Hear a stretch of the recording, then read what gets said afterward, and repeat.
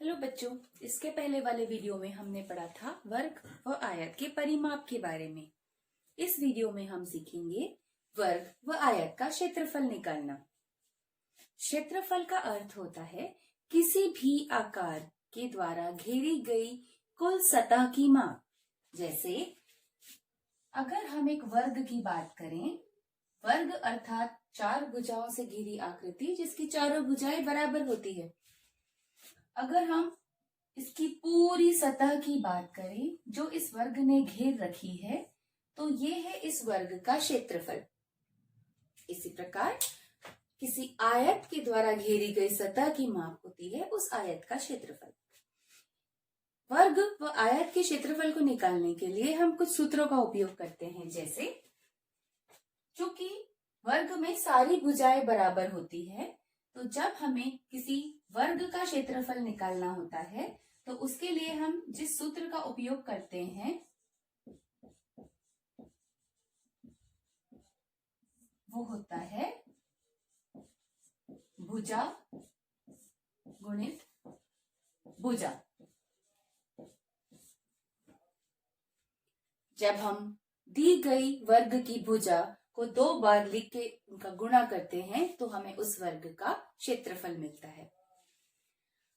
हमारे पास एक वर्ग है, माना इस वर्ग की भुजा की लंबाई है a। तो जब हम भुजा अर्थात a में a का गुणा करते हैं तो हमें मिलता है वर्ग का क्षेत्रफल, जिसे हम दर्शाते हैं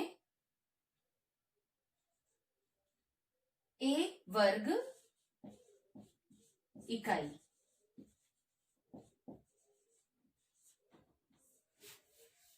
उदाहरण के लिए अगर हमारे वर्ग की भुजा की माप, तो उस वर्ग का क्षेत्रफल होगा 4 गुणित 4 अर्थात 16 वर्ग इकाई। जब भी हम क्षेत्रफल निकालते हैं तो उसकी भुजा की लंबाई के साथ जो भी इकाई दी है अर्थात मीटर, सेंटीमीटर, मिलीमीटर, उस इकाई के पहले हम वर्ग लगाते हैं जब भी हम क्षेत्रफल दर्शाते हैं। जैसे अगर भुजा दी है 4 सेंटीमीटर, तो 4 सेंटीमीटर गुणित 4 सेंटीमीटर होगा 16 वर्ग सेंटीमीटर। ये क्षेत्रफल की इकाई है। जब हम आयत के क्षेत्रफल की बात करें,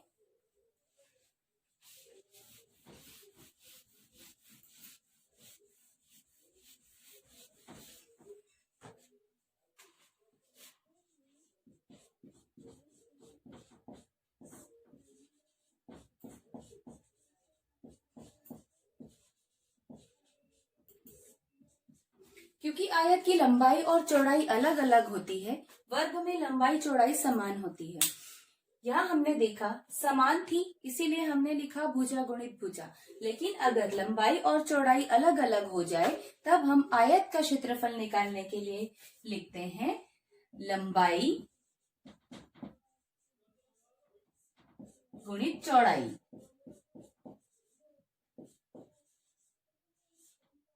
जैसे अगर हमारे आयत की लंबाई है a और चौड़ाई है b, तो जब हम लंबाई और चौड़ाई को गुणा करते हैं तो हमें मिलता है आयत का क्षेत्रफल।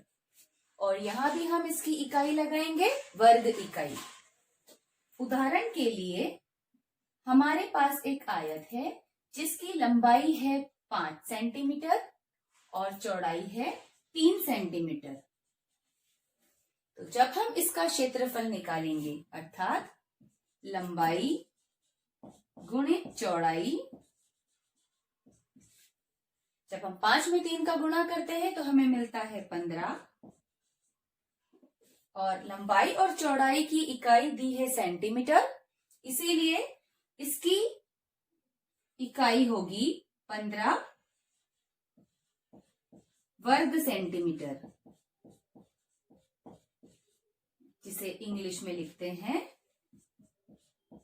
15 सेंटीमीटर स्क्वायर। ये होती है वर्ग इकाई। अगर सेंटीमीटर की जगह मीटर दिया है तो हम इसकी इकाई लिखेंगे वर्ग मीटर। इस तरह हम वर्ग और आयत का क्षेत्रफल ज्ञात करते हैं। अब अगर किसी प्रश्न में सीधे सीधे नहीं दिया है कि इसका क्षेत्रफल निकालना है, तो हमें कैसे पता चलेगा कि यह प्रश्न क्षेत्रफल का है? जैसे मैंने आपको कहा, क्षेत्रफल अर्थात किसी पूरी सतह की माप। जैसे हमारे पास ये एक वर्गाकार शीट है। अगर मैं आपसे कहूं कि इस वर्गाकार शीट के ऊपर आपको एक रंगीन कागज चिपकाना है, तो वो रंगीन कागज आप जब शीट के ऊपर चिपकाने के लिए आपको कहा गया है कि आपको पूरी शीट के ऊपर रंगीन कागज चिपकाना है, मतलब मैं इस पूरी सतह की बात कर रही हूँ। जब भी हमें कोई काम किसी आकार की पूरी सतह पे करना होता है, तो उस स्थिति में हम निकालते हैं उस आकार का क्षेत्रफल। ये आपको प्रश्न के रूप में दिया जा सकता है। जैसे आपके पास कोई वर्गाकार खेत है जिसकी भुजा की लंबाई आपको दी हुई है, आपसे बोला है उस खेत में घास लगानी है, तो आपको कितनी घास लगानी है वो आप उसकी पूरी सतह पे घास लगाएंगे, जिसके लिए आपको निकालना है उसका क्षेत्रफल।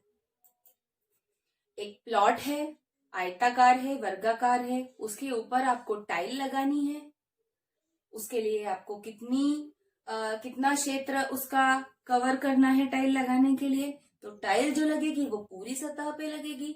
इस स्थिति में भी आपको निकालना है उस दी हुई आकृति का क्षेत्रफल, जिसे आप इन सूत्रों की सहायता से निकाल सकते हैं। अगर आपको ये वीडियो पसंद आया तो इसे लाइक करें, अपने दोस्तों के साथ शेयर करें और हमारा चैनल पढ़ाई के फंडे सब्सक्राइब करना ना भूलें। Thank you. Have a nice day.